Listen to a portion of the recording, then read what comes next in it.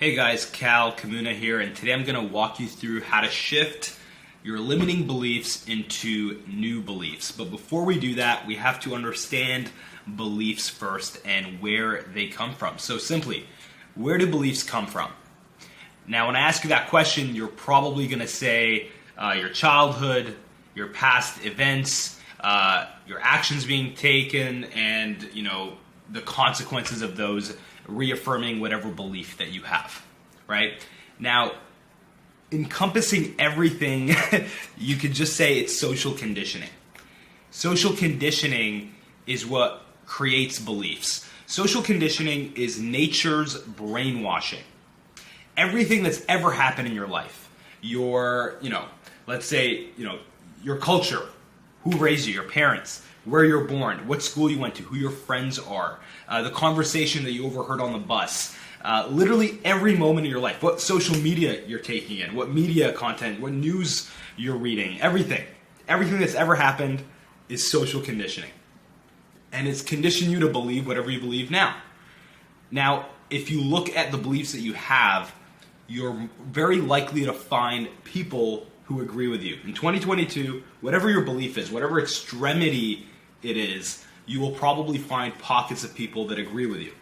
But if you go maybe like 4,000 years in the past, you might get stabbed with a stick for believing whatever it is that you're believing. It's not with the times, right? So the times itself conditions you to believe whatever you believe. That's why you have generations that disagree. Even if you go 50 years in the past, you probably have different beliefs than the general public.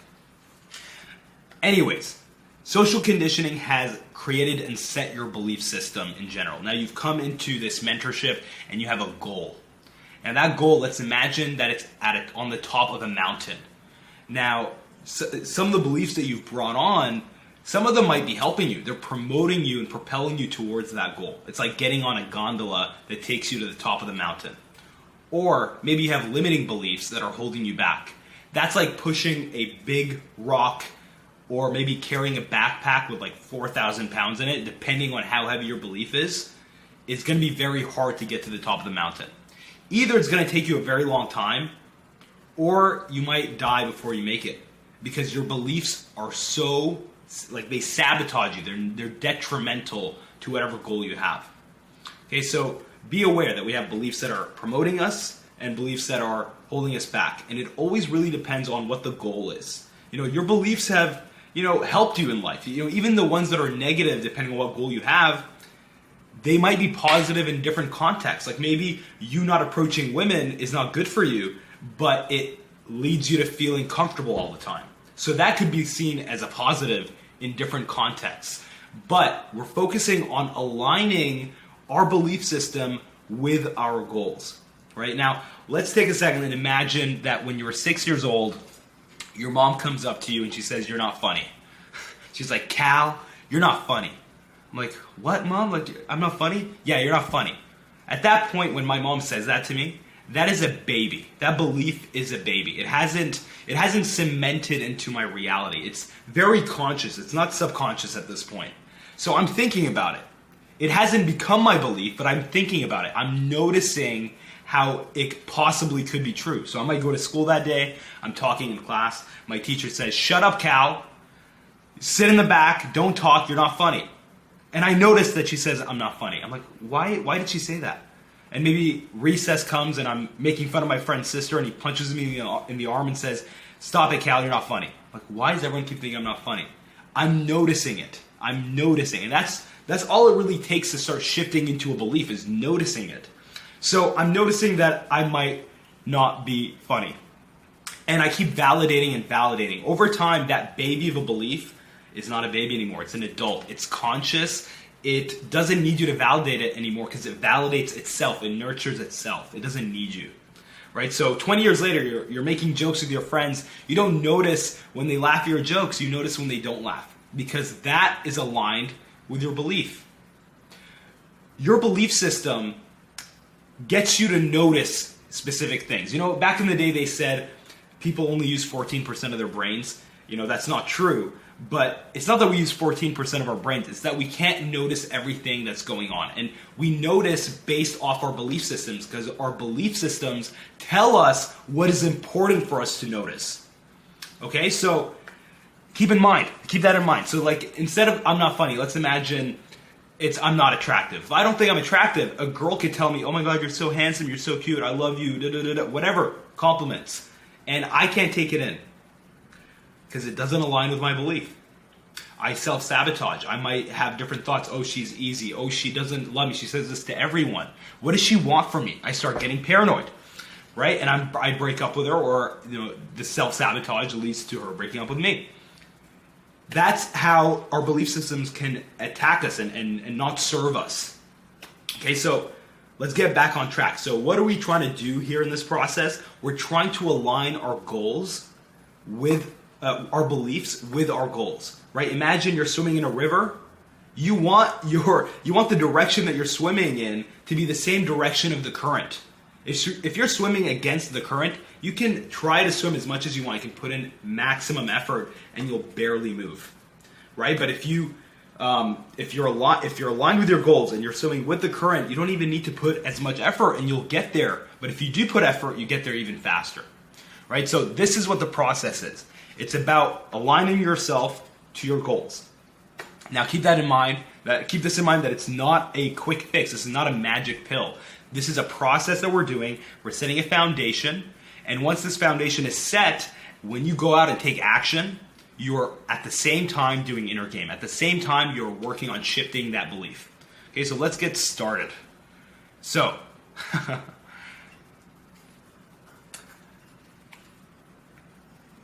Step one is identify the belief.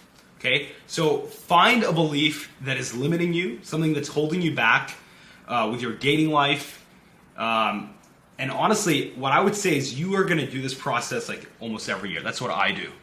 But find a belief that's limiting you. These are some examples of beliefs that you might do. I'm not good enough because of looks, weight, height, money, not interesting, can't talk, I can't talk, women aren't interested in me. I can't connect with women because blank. I'm socially anxious and can't talk to strangers. I'm not worthy of a high quality woman. These are all examples. So find a belief that is limiting you in your dating life. Okay, and what I want you to do is do this on either a piece of paper or you can do it on the computer, up to you. But step one, just write old belief and write whatever the belief is. It should be one sentence. We don't want a paragraph. We want something that simply tells you what it is, right? I'm not good enough because this. I can't connect with women because this. Not a whole paragraph about all your negative beliefs. We want to pick one, do one at a time. Okay, so that's step one. Step two, where did this belief come from? Okay, so step two, I want you to think about a memory. I want you to go back as far as you can to the first time you remember feeling like this. Feeling that this old belief is true. Right now, it's going to be hard to pinpoint exactly what day and what exactly was said. It probably was something a lot more innocent than what you think. Maybe you're thinking about something that happened last week. But I'm talking about high school. I'm talking about elementary school, kindergarten. Right? So go as far back to when was the first time you actually felt this was true. Okay? Write down that memory. I want a specific memory. Not a general, oh, I never was good with women. I want a specific memory where something happened. Like a memory for me. I remember in elementary school, grade 4, I told a girl I liked her, and she screamed, ew. First she was smiling, and then she started screaming, ew, pointing at me. And then she climbed a tree and kept pointing at me and screaming, ew. So that was pretty traumatizing, right? So that is an example of the memory that you might write, okay? Next. So step 3 is what emotions are associated with this belief. What emotions tie you to this belief, hold you to this belief? And these emotions can come in different circumstances. Okay, they're not going to be there all the time. Sometimes they're going to be dormant. Sometimes they're going to be more active. It depends on the circumstance. But these emotions can be directed towards yourself, towards other people, a specific person, all women, certain women, all men, certain men that are doing worse than you, better than you. I want you to write every emotion that you feel that comes from this belief. So when you think to yourself, whatever the belief is, so if the belief is I'm not attractive, when you think to yourself I'm not attractive, what emotions do you feel? What emotions do you feel? You might feel self-doubt, frustration, anger, hopeless, resentment, envy, inadequate, bitter, depressed, hesitant, lazy, apathy. All these are emotions that you might feel, and there are way more. Go on Google, look at a list of emotions, and that could help you figure out what you're feeling. It's usually a boiling pot of emotions. If you have only one line or two emotions, you're lying to yourself. You're lying to yourself. You might think it's just anger, but it's more than anger. Okay, so I want you to dig deep. Even if there's only 1% of this emotion, or maybe you think, oh, I dealt with this, I worked on this, I want you to write it down because it's associated with this belief, right? So maybe you think I'm unattractive, but it's not as active in your day-to-day. But when you're out trying to do approaches and trying to talk to someone you really find attractive, this reality starts to sink in, and all these emotions start to come up, okay? So that's step 3. I want you to list all the emotions. Don't explain them. Just write what the emotions are. Now, step 1 to 3 is all about awareness. It's all about awareness. So step one is identify the belief. This is like, what is the brand name of the bag? You know the bag we're carrying up the mountain? What is the brand name? It's the belief, right? What is it? Second is, where did it come from? That's like the fabric of the bag. It's like, where did it come from? Okay, all these memories are stacked up. And then you got the emotions. This is the weight. This is what's in the backpack. This is what creates that heavy feeling. That's what makes it harder for you versus someone else. Right? So I want you to be aware of that. Okay, this is all about awareness.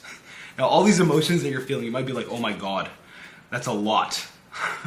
The more you write, the better. You want to bring as much awareness, as much light. That's the first step, is bringing light to this belief. It's like taking the bag, putting it on the floor, and just looking at it. Okay, so just look at it. That's what you're subscribed to. Imagine you're subscribed to Netflix, and all the shows that were available are shows you hated. You would unsubscribe, I hope. Okay, so that's it. That's bringing awareness. Now, step 4 is very important. This is like a pivot. This is where we can pivot to change a belief. It's a very important idea. And it's, realize beliefs are not true or false. They are either beneficial or detrimental to you.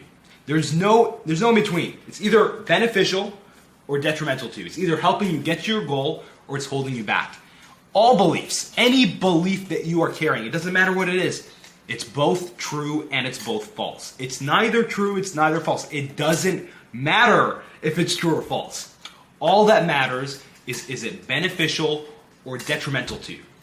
Okay, let me give you an example. So I remember when I first shaved my head. Right now I have hair, I can grow my hair out, but I shave it on purpose. But before, I had alopecia areata.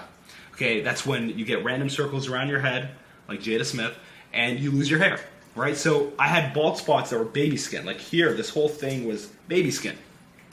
And I shaved my head. Now when I shaved my head, I didn't realize how attached I was to my hair.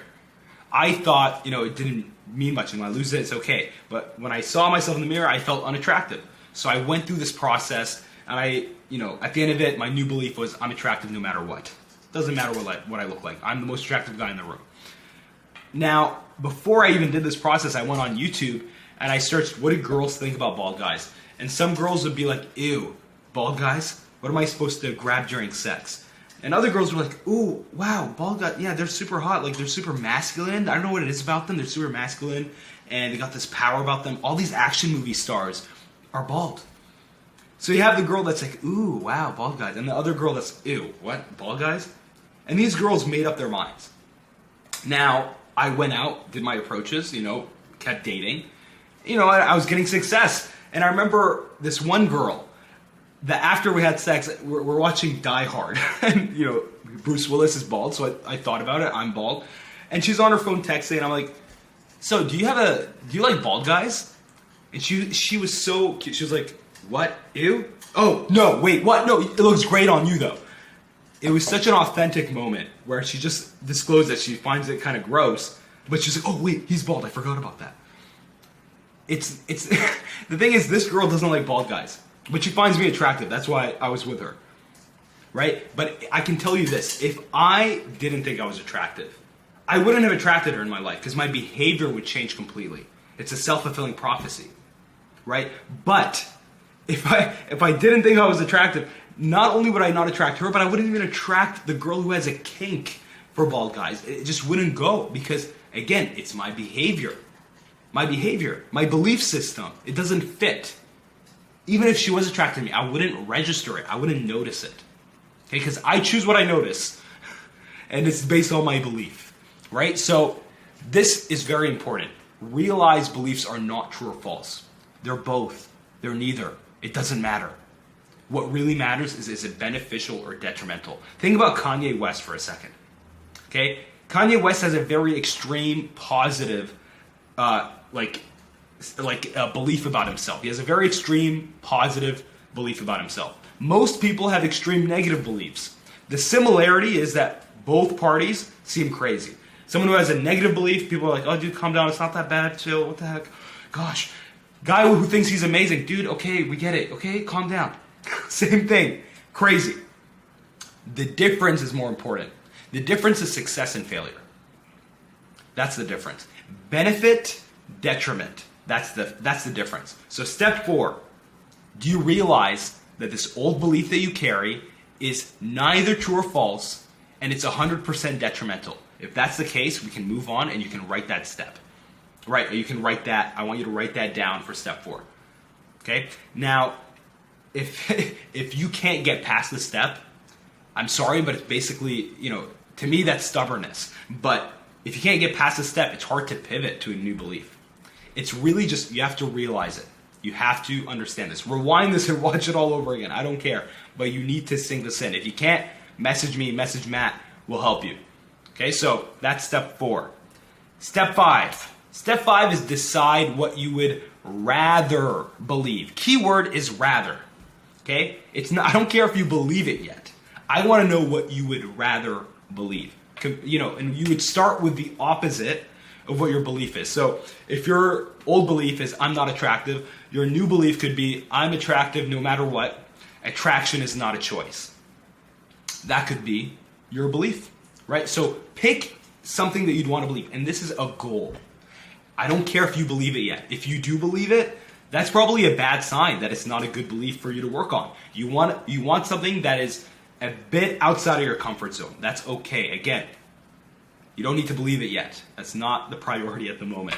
So pick something you'd rather believe. Some examples are women are naturally drawn to me. I have immense value as a man. Another one, I can connect effortlessly with women and people. Age doesn't matter when you're this awesome. I'm even more attractive the older I get. Girls love it. Women feel great talking to me when I say whatever I want. Right? So all of these are great examples.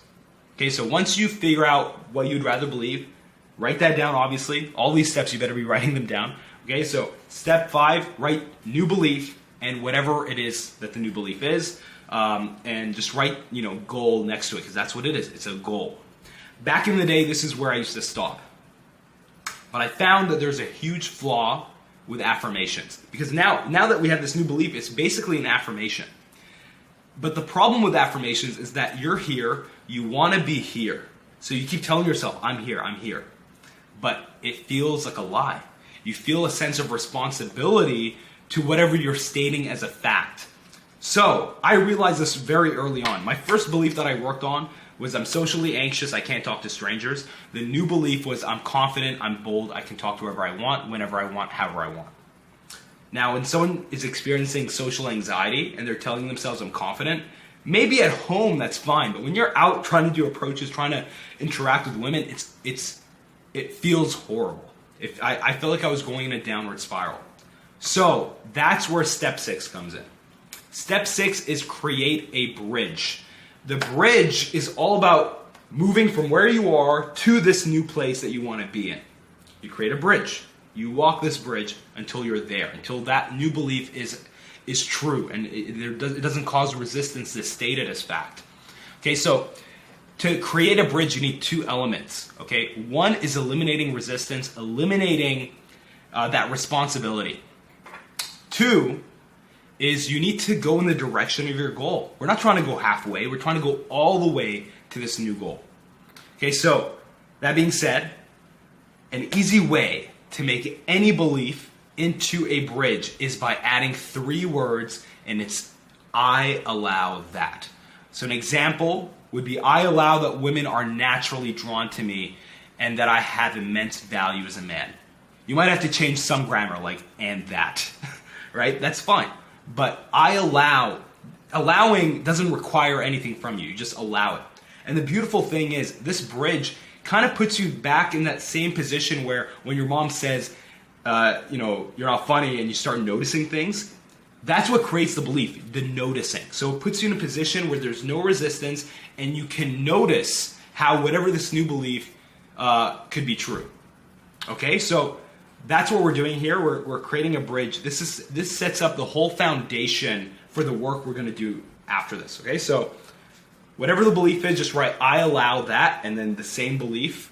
You might have to change some grammar, but that's the bridge. That's what we're going to be using moving forward. So make sure you write that down. Okay, so step 7, commit. I said earlier, this is not a quick fix. It's not a pill that you take and it's all done, right? Sometimes shifting the belief might take a couple of weeks, sometimes a couple of months, sometimes a year or more. It really depends on how heavy the belief is and how much action you're taking. For me, my belief about social anxiety took about 2.5 months, 3 months. I was going out 8 hours a day, every day for a year. Okay, so I was getting a lot of action done. So it made the process go faster. But if I was only going out once a week, it might have taken a couple of years. It might have, right? I'm not validating it enough. Okay, so I want you to commit. I want you to write yourself a little contract committing that you're going to change your old belief to this new belief, and you're going to stick through it when it gets tough. You're not just going to give up on it. Okay, so write a contract. It would be like, I, Cal, am committed to changing my old belief to this new belief. I would like you to write out the whole new belief, and that I won't stop until it is my reality, until it cements in my reality. Right? However you want to write it, I want you to write it maybe on a separate piece of paper, sign it, and keep that. That's your contract to remind you that you're committed to this process. Okay? Cool. Step 8. Step 8 is probably the last step you're going to write out on whatever paper you're doing this work on. Okay, so step 8 is all about transition. It's all about making the shift from the old belief to the new belief a lot easier. Okay, because it's very hard. Like, let's go back to the whole baby analogy, right? If it's a baby, we're trying to see if we can adopt an older baby so that we can shift the belief faster, right? When that baby's an adult, it shifts. Or maybe another example, the seesaw that kids play on. The old belief, let's say it's here and it's winning, it's heavy, right? We want to put evidence in the new belief so that slowly transitions, and that's the belief that you're carrying. That's what's driving you. Okay, so how we're going to do that is we're going to look at our past and we're going to find evidence from our past that validates this new belief. Some of this evidence might feel forced. That's fine. You're going to find big pieces of evidence, small pieces of evidence. Do not get picky with the evidence. I want you to write at least 5 things, but obviously the more you write, the easier the transition will be. Some of you will come up with memories really fast. It's not going to be hard for you. Others, it might be a bit tough. You have 2 options. Either you find memories, big or small, that are right there. It's easy. You can just pick them up and that's the memory. Or you're going to have to use a bit of willpower. You're going to have to look at the memories that you've had, and you're going to have to re-understand them through this new lens of whatever the new belief is. So I'm attractive. Now you have to look at your memories in this new lens. Let me give you examples of what I wrote as evidence for that social anxiety piece. So I'm socially anxious. I'm trying to find evidence that I'm confident. Okay, so the evidence I had that was big, really big, was that I did theater. I did improv. I could get on stage, be in character in front of strangers, no problem.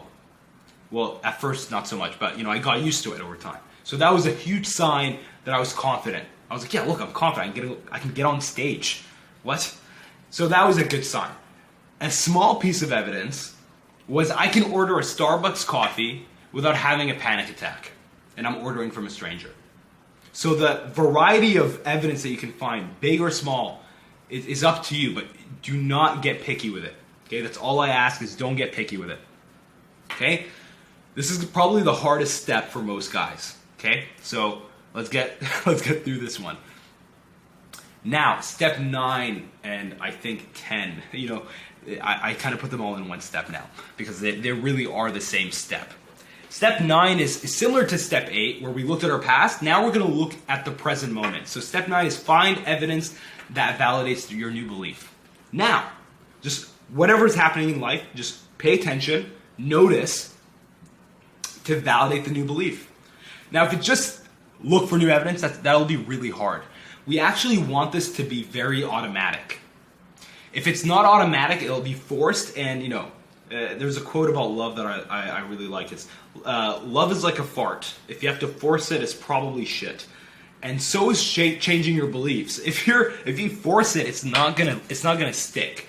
So it needs to be more of a noticing element and less of a force. Okay, so the way we do this is we want to use affirmations correctly. The affirmation is the bridge we wrote in step 6. So whatever that bridge is, I want you to write that in your notes app.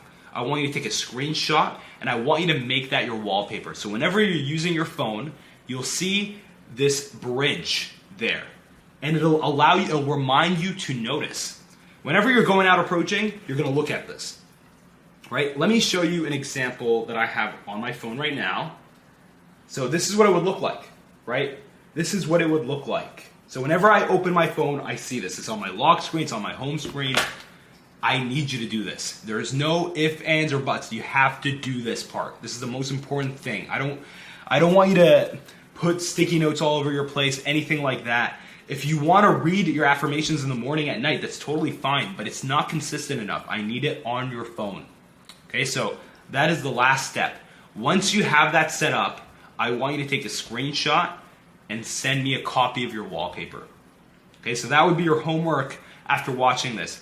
Now, I want you to do this process with at least 2 to 3 beliefs. Okay, 2 to 3. No more than 3 at a time. If you have more than 3, then I think what you need to do is focus on the ones that are really affecting you first. And then once those are fixed, then you start working on new ones. I find that 3 is like the max amount of beliefs that you should be working on. Cool. So that is it. That is the process. I very much urge you guys to try doing this every year. It's not always about relationships. It's about aligning yourself to your goals. And every year you're going to have new goals. So why not align yourself to them so you can get them faster? Cool. Yeah, that's it, guys.